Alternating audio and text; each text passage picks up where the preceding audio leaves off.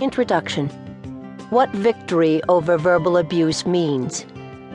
Victory over verbal abuse has been written to provide answers to many questions about verbal abuse, and in particular to support recovery from the impact of verbal abuse.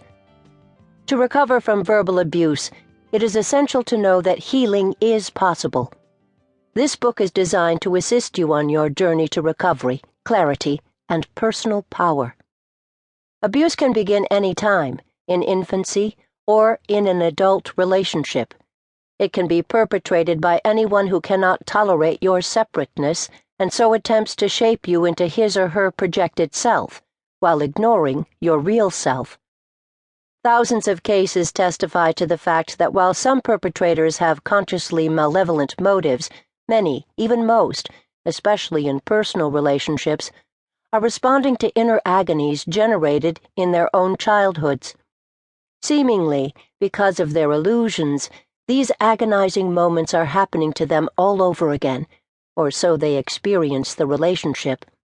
Thus, they can become extremely toxic to their partners, even without yelling or physically assaulting anyone. They can be so psychologically dangerous to the person or persons they target that they can eventually destroy the other's perceptions so as to leave them debilitated, physically ill, even suicidal.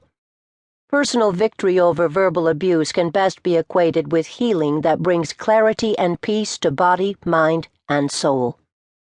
If you have experienced verbal abuse, you must know clearly that you are not responsible for anyone's abuse of you. You cannot make it happen to you.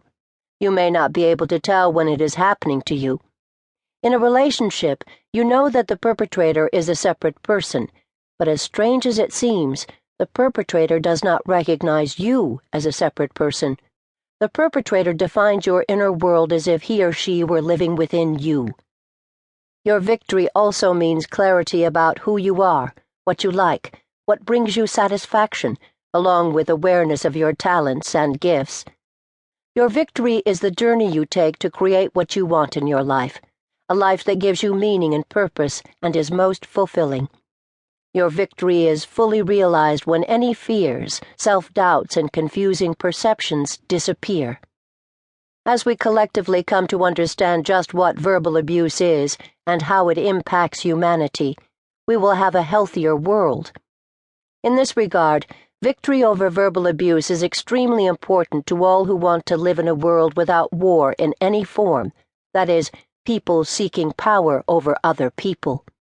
Achieving this can be one of our most important goals if we want to make it so. If we progress in achieving this victory, the dark cloud of verbal abuse will gradually dissipate in the light of awareness, just as the sun dispels the fog. This will make a difference in the lives of millions of people. For example, a dictator using verbally abusive and controlling behavior could not rise to power if most who witnessed verbal abuse recognized it for what it is. People who are verbally abusive use just plain senseless, JPS, negative statements that denigrate, accuse, imply, disparage, or in any other way define a person. They perpetrate defining behavior without examples, evidence, or facts. Verbal abuse is a lie told to you, or about someone else. It is most insidious when the accusations are perpetrated through implication. Here is an example of how insidious and evil implication can be.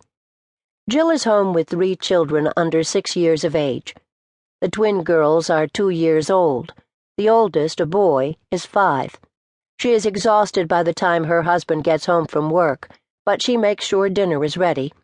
Her husband Jack walks in, looks around, and sees a toy on the kitchen floor. He looks at the toy and says, "Look at this. I worked all day. It must be nice to have time for a nap." Jill is shocked. She tries to defend herself against the implication that she doesn't work. "I don't have time for naps. I was taking care of the kids, the house, the meals, the laundry, and grocery shopping," she says evenly. Jack sighs and rolls his eyes, picks up his 5-year-old son.